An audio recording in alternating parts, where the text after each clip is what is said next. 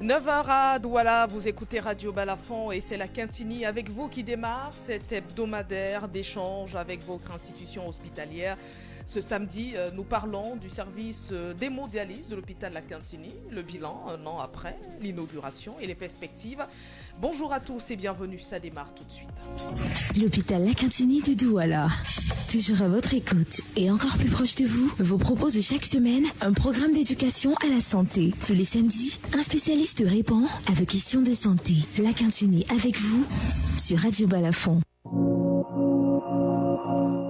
Docteur Vincent Gambi, vous êtes nephrologue et chef adjoint du département de soins et services pluridisciplinaires de l'hôpital La Quintini. Bonjour et bienvenue sur Balafon.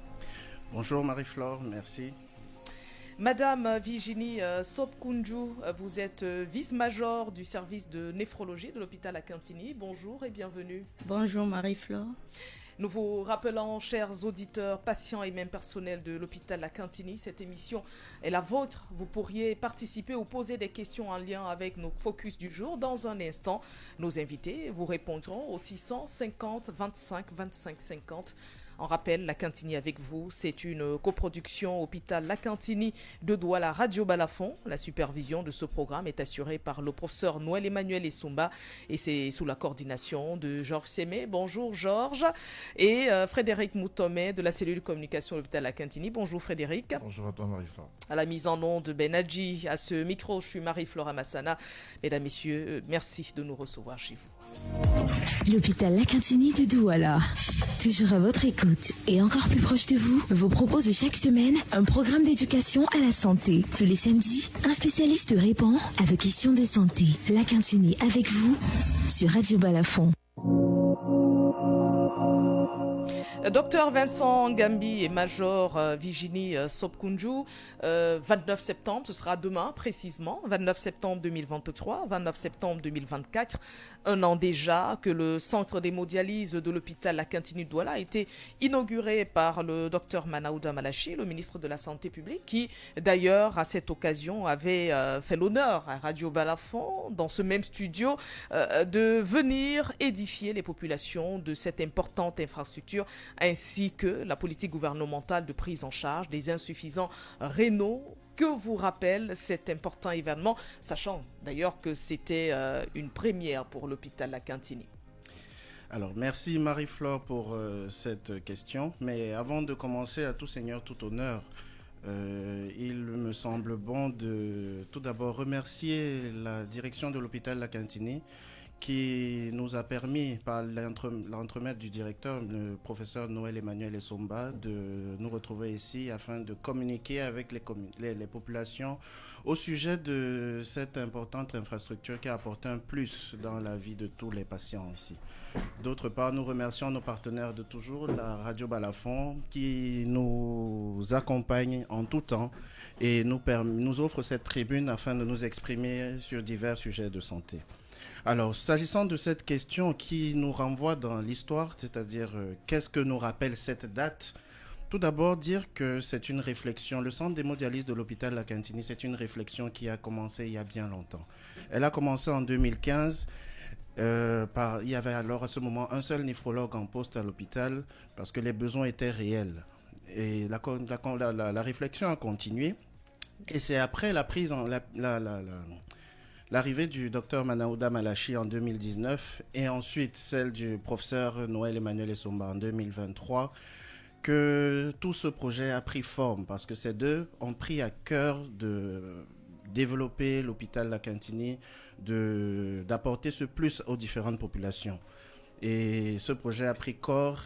La direction de l'hôpital a fait confiance aux jeunes néphrologues en place qui ont, avec l'aide de différents partenaires techniques, notamment Métro-Calibre, qui nous accompagnent depuis le départ et ont assuré en permanence l'entretien et l'apport en intrants dans ce centre-là. Tout ceci a permis l'éclosion de ce projet il y a un an et aujourd'hui nous célébrons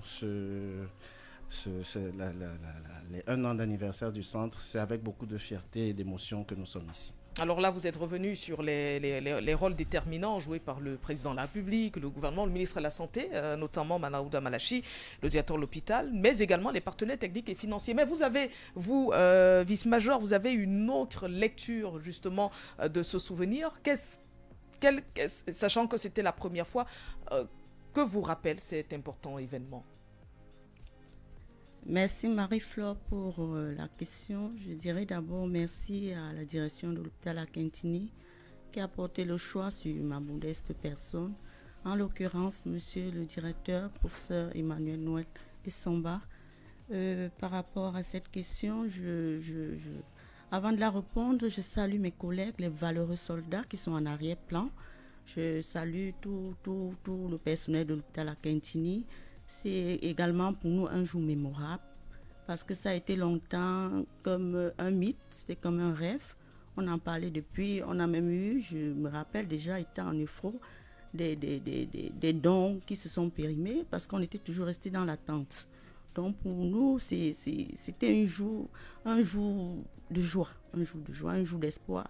Et qui soulageait surtout et qui de nombreux vraiment, patients. Qui devait desservir tous ceux qui étaient obligés d'aller un peu plus loin puisque nous sommes au centre. Exactement. Docteur Vincent Gambi, pouvez-vous revenir un tout petit peu pour les auditeurs qui nous écoutent sur la présentation de ce centre d'hémodialyse qui abrite également un service de néphrologie? Alors, merci Marie-Flore pour cette question. Le centre d'hémodialyse, notre cher centre d'hémodialyse de l'hôpital La Quintine de Douala, pour faire simple, c'est 2 grandes unités. D'abord, le centre d'hémodialyse lui-même et le service de néphrologie qui permet l'hospitalisation des patients que nous suivons en néphro. Alors, c'est grosso modo le centre, c'est 19 postes de dialyse, avec prévu à l'intérieur 2 salles individuelles, le reste ce sont des salles communes, 2 salles individuelles pour assurer le confort des patients qui souhaitent rester isolés ou bien simplement pour prendre en charge des patients spéciaux dont les pathologies sous-jacentes ne permettent pas qu'ils soient mis en salle commune avec les autres patients. Toutes ces salles que nous venons de décrire sont des salles qui sont climatisées avec un téléviseur et qui permettent le confort des patients pendant les 4 heures de dialyse qu'ils font 2 fois par semaine. C'est aussi une salle d'attente. C'est une salle d'attente bien grande avec un secrétariat qui est attenant, qui permet d'accueillir les différents patients qui viennent. Et à l'extérieur, il y a prévue une rampe pour les patients invalides, parce que certains patients sont invalides. Bien sûr, c'est aussi 2 salles de traitement d'eau. 2 salles de traitement d'eau qui sont là pour pallier aux différentes pannes qui pourraient arriver. C'est-à-dire si jamais une salle est défectueuse, spontanément la deuxième salle prendra le relais. C'est aussi un local technique où il y a en permanence un personnel d'appui technique en cas de panne pour une réactivité beaucoup plus rapide. Bien sûr, c'est un poste infirmier, une salle de geste, notamment là où nous pouvons poser des cathéters de dialyse. Et je n'oublierai pas de faire un clin d'œil au service de voiturette qui est mis à l'hôpital, qui permet de prendre les patients fatigués, épuisés à l'entrée de l'hôpital et les conduire directement au centre d'hémodialyse.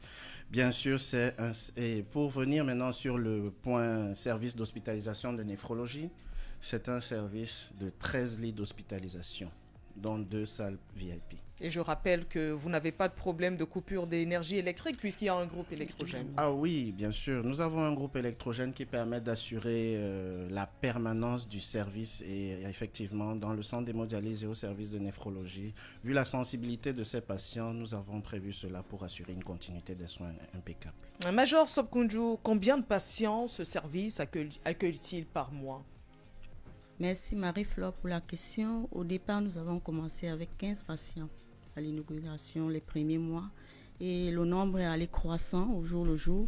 À ce jour, nous sommes à 75 patients le mois. 75 patients qui viennent chaque semaine, ce qui nous fait environ 150 à 200 dialyses la semaine.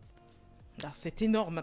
Docteur Ngambi, quelle valeur ajoutée ce centre a-t-il apporté à l'hôpital Akintini, aux populations de Douala et ses environs, mais aussi au Cameroun?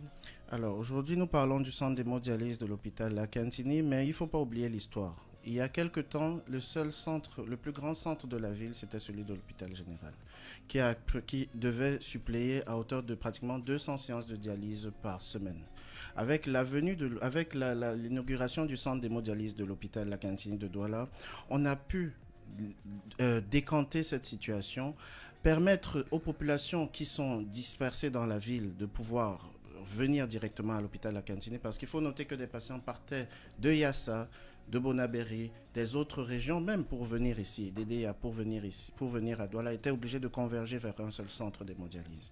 Donc n'oublions pas que l'hôpital La Cantini de Douala a une position stratégique au cœur de la ville et permet ainsi de faciliter l'accès aux soins de toutes ces populations. Donc la création de ce centre a permis de décanter la situation, offre des facilités en termes de gestion géographique, de rapprochement des soins dans la population. C'est ça que l'hôpital La Cantini a apporté. Et avec la couverture santé universelle, on peut bien imaginer qu'il y a certains avantages qui ont été quand même apportés ou qui ont donné cette valeur ajoutée justement à ce centre. Peut-être la proximité également du service, la prise en charge. Il n'y a pas de rupture des écrans de ce côté. Ça peut faire partie des éléments à ajouter justement. Alors, si on embraye sur la couverture santé universelle, c'est toujours le lieu de rappeler l'histoire. Il faut rappeler que les séances d'hémodialyse coûtaient auparavant pratiquement 100 000 francs par séance. Oui. Quelques années plus tard, notamment il y a une vingtaine d'années, on est passé avec l'appui du gouvernement, l'appui du président de la République, on est passé à un coût de la dialyse qui est passé à 5 000 francs par séance. Ça revenait environ à 45 000 francs par mois pour chaque patient. Aujourd'hui, avec l'avènement de la couverture santé universelle par l'entremise de notre ministre, le docteur Manaouda Malachi, les patients passent aujourd'hui à 15 000 francs par an dans la prise en charge de leur pathologie en dialyse. Donc de 45 000 francs par mois à 15 000 francs par an. Alors je dirais plutôt de 1,2 million par mois à 15 000 francs par an. Vous voyez le gap, ce qu'a apporté la CSU dans la prise en charge de ces malades. Ces valeurs-là, c'est une valeur qui est globale pour tous les patients hémodialysés. Mais ce que je tiens quand même à repréciser, c'est qu'à l'hôpital La Cantini, vu que c'est un hôpital qui a une vocation humaniste, on a mis en place d'autres packages pour aider ces populations, notamment pour l'accession à leur bilan mensuel qui est subventionné en partie par l'hôpital. Tout ça, c'est pour faciliter et fluidifier leur prise en charge. Major Sobkunju, quel est le circuit de prise en charge d'un patient à hémodialyser lorsqu'il arrive à l'hôpital La Cantini Douala? Et quel message passez-vous quotidiennement à vos équipes pour une bonne prise en charge de ces malades qui arrivent? Merci pour la question, Marie-Flore. Je dirais que le circuit du patient hémodialysé, on aura 4 volets parce qu'il y en a qui viennent directement sur rendez-vous. Oui. Ils ont un programme par semaine qu'ils respectent, ils sont attendus et ils sont planifiés et affichés. Chacun connaît son programme. Il y a un autre volet, ceux qui viennent étant hospitalisés ou les urgences. Oui. Le 4e, c'est les transferts. Ils viennent d'autres centres, ils sollicitent venir à l'hôpital La Cantini. Ils sont annoncés au néphro. Quand c'est validé, ils arrivent. Oui. Tous ces patients-là, arrivés à l'hôpital, ceux qui veulent se faire plaisir peuvent prendre des voiturettes, comme on a dit tout à l'heure, comme le docteur Ngambi a dit tout à l'heure, ou alors ceux qui sont fatigués. Donc, depuis l'accès au portail, ils sont accompagnés par les voiturettes. Une fois dans le service d'hémodialyse, ils sont accueillis au niveau du secrétariat. Le secrétariat alerte la salle. Nous, le personnel technique, on les reçoit, on les installe, on prend les paramètres. Oui. Le médecin nephrologue les voit et décide de la conduite à tenir. Et le médecin permanent en hémodialyse les revoit 30 minutes, 1 heure après, surveillance rapprochée, jusqu'à la fin de la dialyse, soit où il repart avec un rendez-vous, ou alors il rentre en hospice. Alors, voilà. Mais docteur Ngambi, ça va faire 1 an demain que ce centre a été inauguré. 1 an après, quel bilan peut-on dresser en termes de prise en charge et d'innovation apportée? Alors, déjà, comme bilan, on va dire que après 1 an, on a fait corps avec les procédures. Ce qui a permis une rapidité de prise en charge un service continu H24 au service de néphrologie et d'hémodialyse. Alors, après un an, qu'est-ce qu'on a? Nous avons 4 néphrologues en permanence disponibles pour les patients. Et il faut noter que pendant toute cette année, l'activité était croissante. Elle était croissante au point aujourd'hui d'avoir pratiquement 70 patients par semaine qui viennent faire leur séance d'hémodialyse. Et ça, c'est sans compter les cas de maladies rénales aiguës, donc de lésions rénales aiguës, qui, en plus de ça, s'ajoutent ceux qui sont de passage soit dans la ville, soit au Cameroun et qui sont hémodialysés dans d'autres espaces. Donc, après un an, l'activité continue d'être croissante et on a grand espoir de voir le centre décoller beaucoup plus que cela. Peut-être moi je vais revenir sur la question concernant ce qu'il faut débourser par mois pour bénéficier de séances d'hémodialyse à l'hôpital Akintini-Douala, en dehors des personnes peut-être qui sont déjà enregistrées à la couverture santé universelle. Combien faut-il débourser par mois pour bénéficier de séances d'hémodialyse à l'hôpital Akintini? Alors, pour bénéficier des séances d'hémodialyse à l'hôpital Lakantini, vu que c'est la CSU est de vigueur à l'hôpital Lakantini de Douala, il est aujourd'hui, tout ce que le patient doit débourser juste pour ces séances de dialyse, c'est 15 000 francs par an. Ça, c'est le tarif homologué par la CSU au Cameroun et c'est le tarif en vigueur. Bien sûr, il y a des coûts annexes, mais ce qu'il faut savoir, c'est le gap qui a été fait, les progrès, l'évolution qui a été faite, vu le passage du coût global de plus d'1 million par mois à aujourd'hui, nous sommes à 15 000 francs par an. Frédéric Moutomé, lorsqu'on évoquait tout à l'heure le premier bilan, justement, un an après l'inauguration, qu'est-ce qu'on peut ajouter à côté de ce qu'a dit Dr Ngambi tout à l'heure? La première chose à retenir, il n'y avait pas de service d'hémodialyse à l'hôpital Akintini. Le premier gain, c'est qu'il y a désormais tout un centre d'hémodialyse à l'hôpital Akintini. C'est le premier bénéfice. Et c'est un bénéfice qui va directement vers les malades, les patients. Et deuxièmement, à l'hôpital qui a un bâtiment neuf qui a été essentiellement conçu et avec la technologie qui suit. Parce que Dr Ngambi l'a peut-être dit, il y a, au-delà du groupe qui reste permanemment entretenu pour qu'il n'y ait jamais de coupure là-bas, il y a la salle d'eau. J'ai eu la chance, parce que je prépare un reportage autour de ce centre, de vivre le fonctionnement de cette salle d'eau. Et je vous assure, c'est une expérience à vivre. Peut-être vous aurez la chance à Balafon de venir vivre ça. Donc, ce sont tous ces éléments mis ensemble qui font le bilan véritable de ce centre d'hémodialyse. Et je rappelle, il est à la pointe de la technologie et les 4 néphrologues restent disponibles chaque jour, 24 heures sur 24. Si vous le réveillez à 2 heures du matin, qu'il y a un souci à l'hôpital, il prend sa voiture et il se rend à l'hôpital.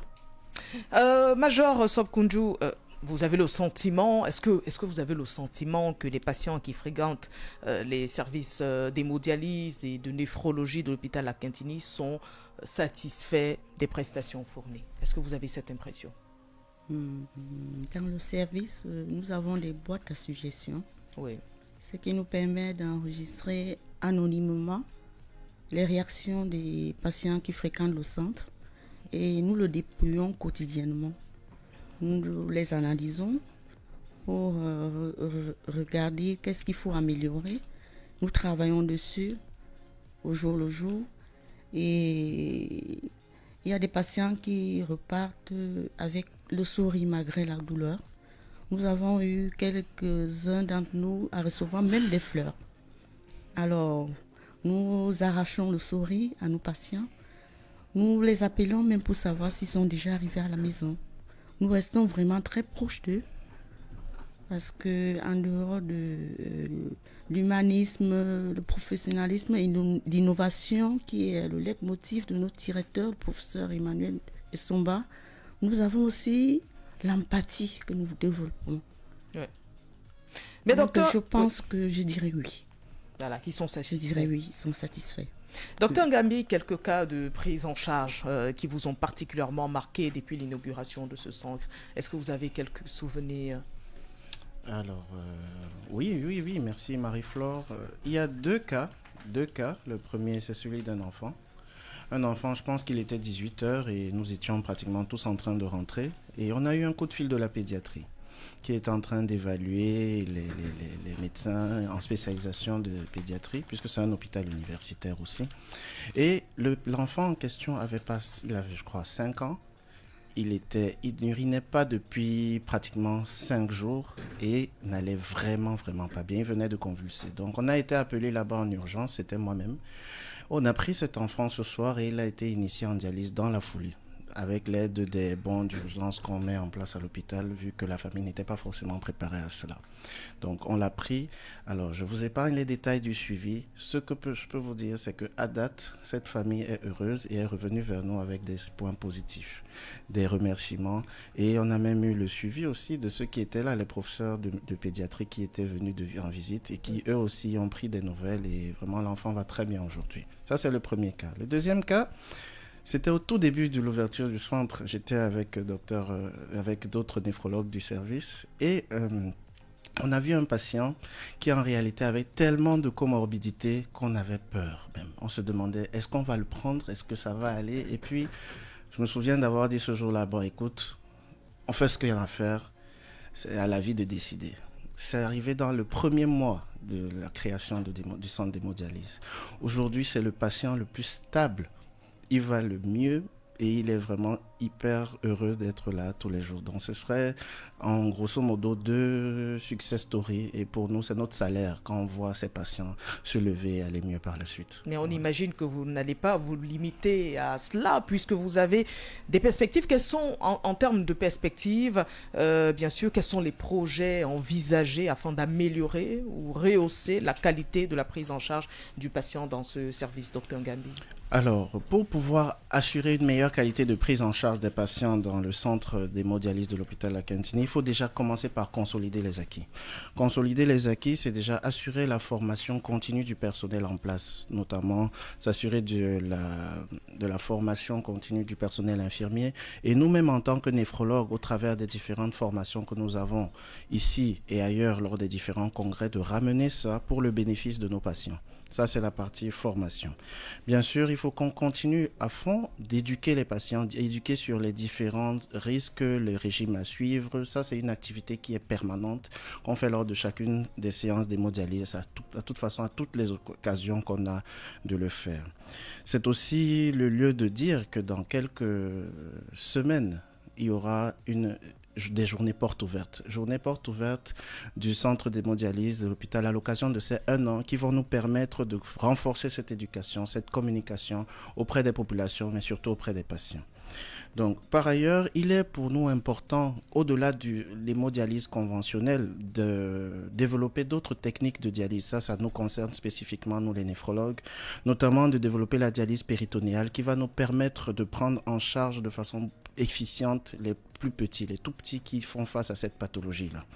Mais il ne faut pas oublier que l'hôpital La Cantini, qui est dans cette logique d'innovation par l'entremise du professeur Noël Emmanuel Essomba, prend à cœur d'offrir le meilleur, le gold standard en termes de prise en charge de la maladie rénale, notamment la transplantation rénale pour le patient camerounais qui se bénéficiera d'un suivi dans cet hôpital. Pour cela, il y a déjà plusieurs missions qui ont été initiées, dont une en Inde qui visait à mettre les premiers jalons de ce partenariat qui plus tard va permettre de développer la transplantation rénale. C'est un projet qui est en pleine maturation et on l'espère qu'avec l'appui de tous nos partenaires techniques de l'hôpital La Cantini de Douala, qui est déjà à pied d'œuvre pour cela, du ministère de la Santé et bien sûr de la présidence de la République, ce projet verra le jour dans les très prochains mois ou voire minimum années. Voilà. Je pense qu'on aura, on va prendre 2 auditeurs dans un instant qui pourront poser des questions, peut-être des patients. Mais avant, un dernier mot, vice-major Sopkunju, à l'intention des patients qui fréquentent déjà le service d'hémodialyse de l'hôpital La Cantini et à l'endroit de ceux qui ne le fréquentent pas encore. Merci Marie-Flore pour la question. Je dirais déjà merci à ceux qui fréquentent déjà le centre, qui nous font confiance, puisqu'ils reviennent, ça suppose qu'ils sont satisfaits. Oui. Et je dirais à ceux qui n'ont pas encore essayé de venir découvrir, ils vont rester parce qu'ils seront satisfaits. Merci. Merci à vous. 6 50 25 25 50. Nous avons 5 minutes à vous consacrer, chers auditeurs. Peut-être, Dr Ngambi, une question. un conseil pour ne pas se retrouver dans ce service-là? Qu'est-ce qu'il faut faire pour ne pas souffrir justement de ces maladies? On en parle aujourd'hui, mais la prévention est la meilleure.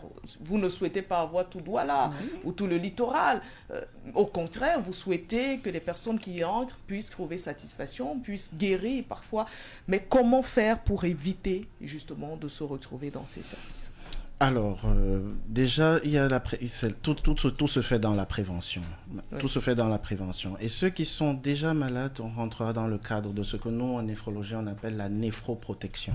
Donc, s'agissant de la prévention, c'est vraiment simplement éviter, avoir un style de vie sain. Oui. On dit souvent, le néphrologue aime beaucoup l'eau. Il faut bien vous hydrater. 2 à 2 litres et demi par jour. Il faut éviter l'automédication. C'est aussi un autre combat du ministère de la Santé. Il faudrait pouvoir, si jamais on a des maladies chroniques, les prendre en charge et les contrôler régulièrement. Parce que dans le cadre de la prise en charge des maladies chroniques, on fait régulièrement un bilan rénal. Parce que la plupart des maladies chroniques, que ce soit le diabète, l'hypertension, les maladies virales comme le VIH-Sida, les hépatites B et C, sont des grandes pourvoyeuses de maladies rénales chroniques. Donc, grosso modo, toute pathologie chronique doit être traitée, contrôlée, surveillée. Vous hydratez bien, vous faites votre sport 3 fois par semaine, minimum 1 heure ou bien 30 minutes tous les jours. Et je pense que ce sera déjà un très bon point. Maintenant, pour éviter tout ce qu'il y a comme maladie aiguë, vraiment, faites-vous prendre en charge par des professionnels aguerris qui sauront monitorer votre état, qui sauront monitorer l'état du patient, qui sauront dépister à temps des complications telles que les insuffisances rénales et bien sûr éviter leur aggravation et faciliter la récupération. Merci infiniment, docteur Ngambi. Bon, 2 minutes peut-être pour avoir un auditeur en ligne ou 2. Nous allons bien sûr 6h50, je l'ai dit. Bon, on va prendre cet auditeur en ligne. Allô, bonjour. Oui, bonjour Madame Amassana. Bonjour. J'ai patiemment écouté vos invités. Oui. Je les félicite pour le travail qu'ils font. Mais malheureusement, le problème auquel ils sont confrontés, eux et leurs patients, ce n'est pas un problème sanitaire, ce n'est pas un problème médical. Ce à quoi ils sont confrontés, c'est un problème politique. C'est-à-dire que comment la société est organisée pour éviter qu'on en arrive là. Mais vous ne pouvez pas dans un pays multiplier, pas gaspiller de l'argent, du temps, de l'énergie, des ressources humaines comme Dr Ngambi pour multiplier les sites d'hémodialyse alors que vous connaissez les causes. Que les gens arrêtent de manger le riz lavé au sodium 50 fois le riz blanc qu'on vend là. Voilà les causes qui provoquent ce genre de choses. Que les gens arrêtent de boire 910 milliards de litres d'alcool en une année. C'est ce qu'on a produit au Cameroun l'année dernière. Mais c'est pas comme ça. Vous avez de la saleté partout dans nos villes. C'est toutes ces choses qui fatiguent les reins des Camerounais. Ce n'est pas du tout parce que les médecins, si vous multipliez, vous mettez un site d'hémodialyse dans chaque quartier, vous aurez réglé quel problème? Vous aurez détruit la population. Donc c'est un problème qui se trouve à un niveau stratégique qui n'a rien à voir avec la médecine. Et les problèmes du Cameroun sont souvent comme ça. C'est-à-dire que on fatigue les médecins qui ont beaucoup plus de choses plus importantes et plus intéressantes à faire. Et après, on va les pointer du doigt, on va dire qu'ils ne font pas leur travail. Alors que nos médecins essaient de se battre dans des conditions terribles. Merci, Dr Ngambi, pour ce que vous faites, vous, avec vos équipes. Mais je dis, il faut régler le problème là où il se pose. Arrêtez de manger le riz lavé au sodium 50 fois. Arrêtez de manger du blé qui est mauvais. Arrêtez de manger des concepts qui sont très dangereux. Cette alimentation, le sucre que les gens consomment à tout bout de champ et la quantité d'alcool que les Camerounais consomment est telle que chacun devrait être sous tous les jours. 910 milliards de litres d'alcool, ça veut dire que chacun d'entre nous devrait avoir au moins 3 grammes de litres d'alcool dans le sang. Est-ce que vous imaginez ce que ça veut dire ça? Mais c'est très grave. Merci infiniment. Donc il faut aller au niveau politique. Ce n'est pas là les médecins qu'on fatigue là. Merci infiniment. Nous sommes pris par le temps puisqu'il est 9h30. Mais Dr Ngambi l'a dit tout à l'heure, ils sont amis à de l'eau potable. Il faut consommer beaucoup d'eau potable. La précision en vaut la peine. Il faut consommer beaucoup d'eau potable. Merci infiniment Dr Vincent Ngambi d'être passé par Balafon. Merci Marie-Flore, merci encore à Radio Balafon qui nous a offert cette belle tribune afin de nous exprimer sur un problème de santé publique aussi important, qui est important pour nous, médecins, important pour tout le personnel hospitalier, important pour la direction de l'hôpital à Kintini, important bien sûr pour le ministère de la Santé publique et même la présidence de la République, que nous remercions chacun et qui nous permettent d'exercer dans ces bonnes conditions-là. Madame Virginie Sop-Kounjou, merci d'être passée par Balafon. Je vous en prie, merci Marie-Flore. Et j'imagine ça a été un honneur. Un plaisir pour nous, un plaisir énormément pour vous. On espère également, chers auditeurs, on se donne rendez-vous la semaine prochaine, c'est ça Frédéric? Samedi prochain. Georges Sémet, samedi prochain, 9h. Alors, bon retour à l'hôpital. Merci. Et un gros coucou à tous vos patients. Merci. Radio Balafon. Momo is good. It's all good with Momo. For your health and well-being, drink water regularly.